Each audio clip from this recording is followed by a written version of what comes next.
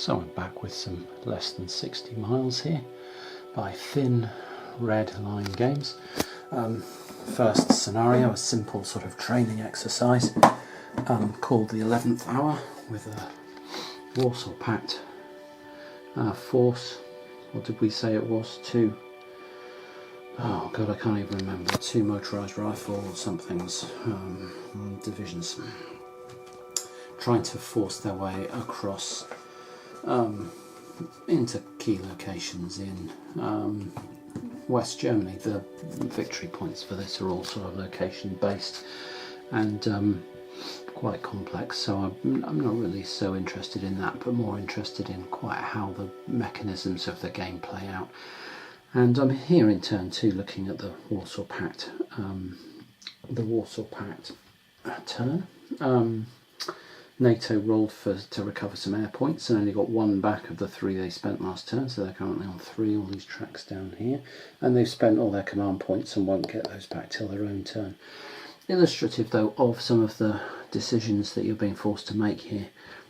So I had this card, this event card drawn, Lucky Shot, where if I've got an HQ within range of an artillery unit and with a detection value, I can make all its I can break the command chain, and all the subordinate units would be considered out of command during ground combat, which would be worth a bonus in combat. The trouble with that, well, or at least not the trouble, but the decision you've got to make to use that card, having the HQ in range of artillery isn't a problem, because we've got these missiles artillery, which I assume would count. With a 60 range, which has got to be the full width of the map, so that's not a problem. It's having the HQ with an intel marker on it, and that would require putting air points into a recon effort, and we've got the air points, and so we could have reconned, tried to recon the 5th Corps HQ here, and then put a lucky shot into it to break the command chain for the turn.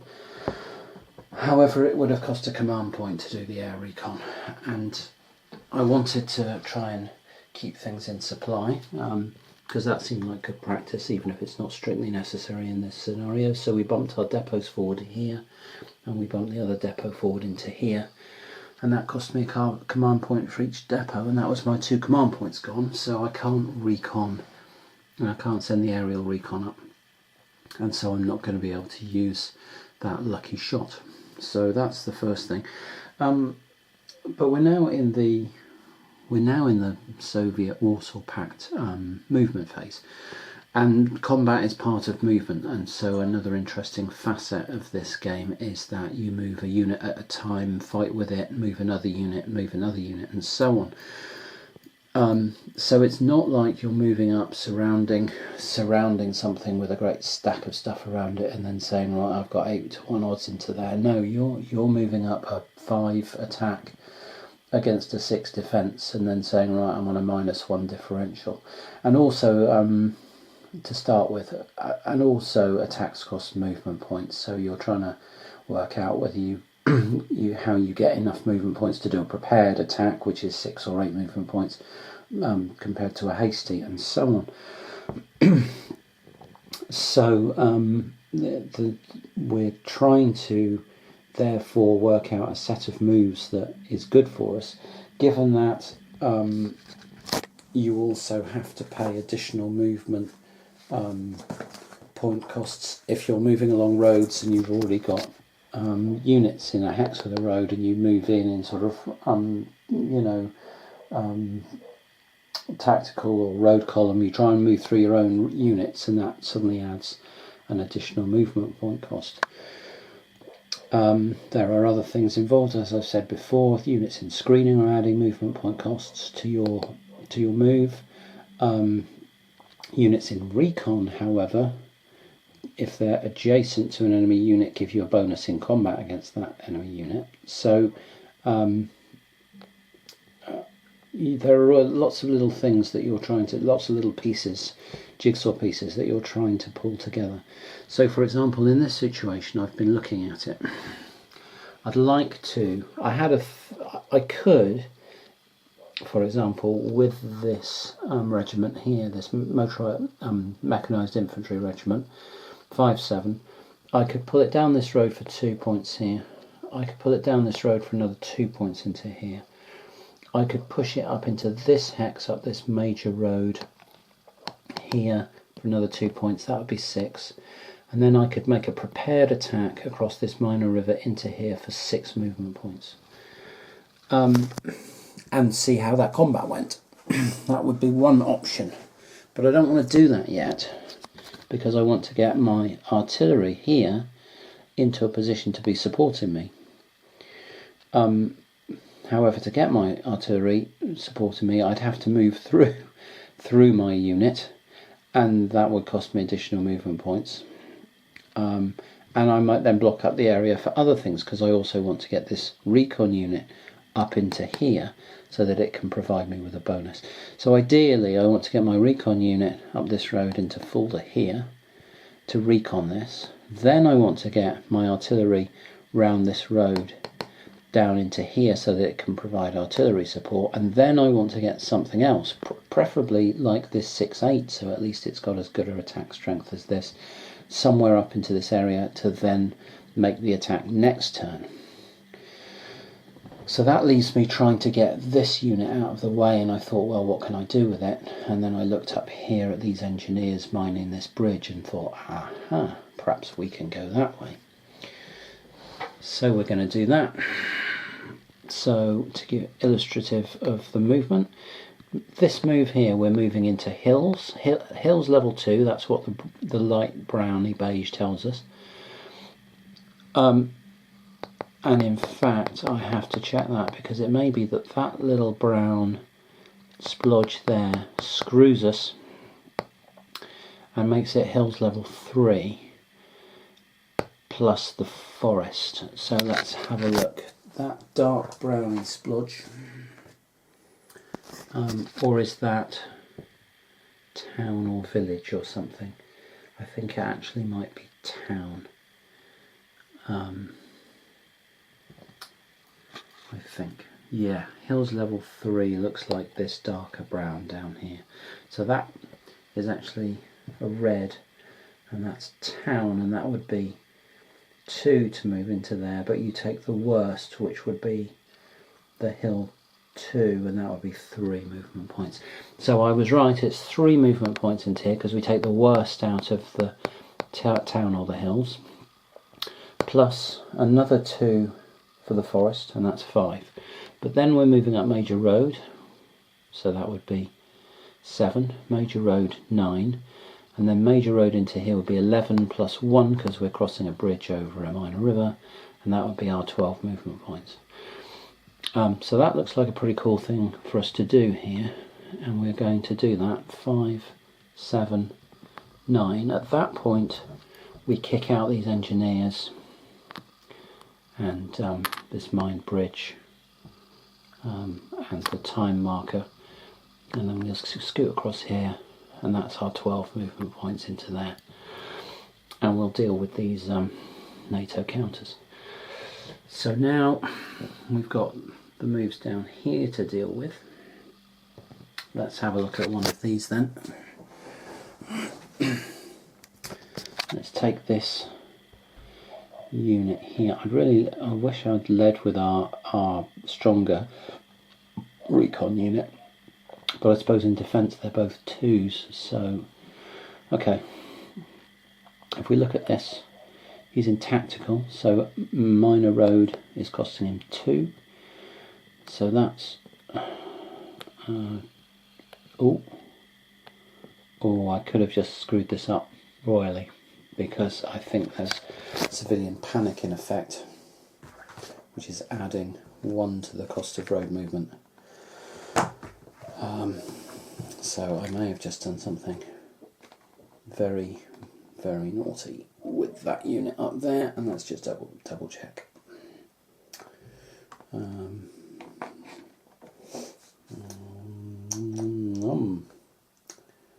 I think we do have civilian panic.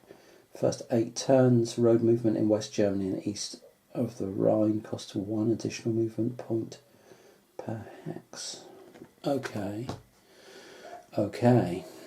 So that means this move here cost 5 plus 3, 6, 7, 8 plus 3, 9, 10, 11. And then this would cost 4 because it would cost 3 for the road movement and then 1 for the bridge, so that would be 15. Now I think we can force march. In fact, I know we can force march. Force march is an option, so let's have a quick look at that. Under movement, force march says, this phone hastily finding the page because I'm having to recalculate on the fly here. A unit may add 3 to its normal 11 movement points to it by executing a forced march. A unit already having its maximum attrition points cannot force march. In the instant a unit tries to expend its 13th movement point, the owner player rolls a die, consults the force march table and immediately applies the result. So the point we spent our 13th movement point was actually from here to here because we were up to 11 and we spent 12, 13, 14, 15 moving into here. Great. So down here on the force march table, our current attrition points are 0 to 1. Force march, there don't appear to be any modifiers, so we're just going to roll a d10, and on a 1 to 4 we're going to add an attrition point to that unit. So let's get the red die out, boom, and we've got a 7 and we're fine. There we go. Great. So I've just shown you a bit of force march action as well. So back down here to this guy then, these are costing 2, but plus 1 for the civilian panic, so that would be 3. That would be 3 as well, but then it's costing an additional 1 because we have an enemy unit here in screen. Let's have a think about that for a second. Is there any way of negating that screen? I don't know if having something adjacent to a unit that's in screening allows you to screen posture. Let's have a look. Allows you to negate it. So a unit in screen posture exerts a screen area 2 hex range from its current hex. A unit moving inside or into an enemy screen area must pay 2 additional movement points for each hex. Wow. It has no effect on a moving unit if any of the following conditions is true. The hex entered already contains another friendly unit. The hex entered is adjacent to another friendly combat unit that is nearer to the enemy unit exerting the screen, or the hex entered contains a breakthrough marker. Okay, so what we might try and do then is move up here and move into here, and then if we might be able to just bump straight into here and try and negate this screen and then bring this unit up, and this unit will be closer to the screening unit and therefore negating it for our move up into Fulda. Could this guy get into Fulda 3, 6, 9, 12, 15? If there were no screen, he could with a forced march. What could this guy do? He can go 3. That's going to be 3 plus 5 is 8. Can he then get into here? That would be what's he in tactical? He's in tactical. That would be 3. Like I say, 5 and it's 8. Could he get in there for another 7? It would be hill plus forest plus 2, which would be 3, 5, 7. Yes, he could. So that would be 3 movement points into there. A further 5 into there would be 8, and a further 7 into there would be 15. And so this guy can go dunk, dunk, into here, and again he's got to make a forced march roll, given that he's on no attrition points currently.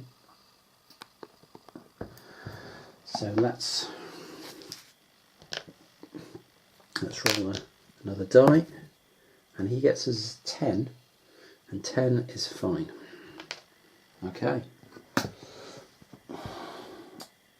So then the next thing we're going to do is try and get our boy here to do something, and I'm going to have to stop and think about where he can go that doesn't get in everyone else's way.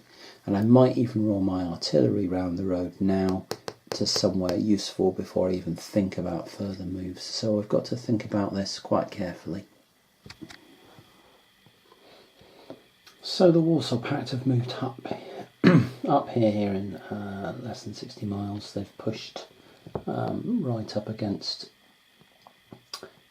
this, whatever he is, armoured cavalry unit here, who's in an active defence posture. We've got quite a lot of artillery moved up in support of this, and more artillery up here in support of a potential attack across this minor river. This guy we're not really bothering with, we're just screening here. He's screening, but we've just got a recon unit negating that. And then up here we've got a guy across the river who could drop down into here and attack into here. We've also got some units in here, and again we've got artillery support moved up and so on. This towed artillery isn't in any shape to fire, it's in the wrong orders. It would have to be given orders to switch its stance, but all this kind of rocket artillery and self-propelled artillery could get up and fire at that as well next turn, maybe, or the turn after. The question for the Americans stroke NATO player then is, how dangerous does all this look? how difficult is this looking in terms of defending it? What attacks have the Warsaw Pact got that look really good, and what have they got that don't flattering to deceive? This doesn't look nice. This 7-8 coming down into here and then launching an attack into here with artillery backup, with backup out of here from a recon unit and from another armoured unit underneath, means that there's quite a lot of anti-air fire around if they send air points in. And also the Warsaw Pact have got its own rocket artillery back here, more back here, more somewhere else, down here, plus a lot of helicopter support that could go in. They've got more than enough combat support to max out their combat support in there. And there's very little for the NATO side. There's 4 factors from artillery and 6 factors from some helicopters, which would then be used. So the problem that's giving us is the helicopters are one-shot support. They're potent, but you can use them once. So if we support one combat and then the Warsaw Pact drop into a second combat, the problem is that we might be able to hold them off in one location, say up here, but then when it came down here, you've got a stack of artillery there, stack of artillery there, more rockets and helicopters coming in, more air points if necessary, and they're going to max out their combat support there as well, and we're not going to be able to face it. So the Americans, stroke NATO, but we'll call it's the US Fifth Corps, so we'll call them Americans. They are of a mind to withdraw, pull back a little bit in one area and focus the Warsaw Pact's attack onto one unit so that they can provide as much focus support as possible. And I think the fact that the Warsaw Pact have made it across this bridge and are threatening to come into this hex here, which is worth 3 VPs, and charge up the road here to this city, or town, which is worth another 4, makes it sensible to drop back from here and perhaps go at this hex and this motorway junction here, give up this area and fall back away from this concentration of troops and make it harder for the Warsaw Pact to prep another attack. And we'll try and hold the river line for a turn and see how that goes. So that's the American plan, and it'll be very, very quick. At the end of turn 2 then, here in the first narrow, the 11th hour, in less than 60 miles, the Americans have done what we suspected, or what I thought about, which was pulling out of these defensive positions here, back here, just to put some distance between themselves and this large attacking group, which didn't look very pleasant. Over here they've decided to tough it out and remain in position, and they've spent their one command point for the turn, dropping an order down onto the time track, which has the intention of getting this artillery out of road into firing formation, because they can't fire in road formation. So they've used a battalion HQ command, which is a battalion defend command, which they're actually giving to their top HQ. The overall HQ will issue the command, and that will allow them to change the orders to a defend, to anything within the defend command of that list. So so if we came into here, the orders chart, they're giving a battalion defend, which takes one time and allows you to then issue any of these: tactical defence, reach defence, active defence, screen, barrage, shoot and scoot, forward arming and refueling point, which is what you need to be in for helicopters to engage. They will then be able to choose between barrage or shoot and scoot. Either of those will do them. They'll probably choose shoot and scoot, which allows them a little bit more versatility in terms of movement. So that's the end of turn 2, and I think I'm going to stop there and start a new vid for turn 3.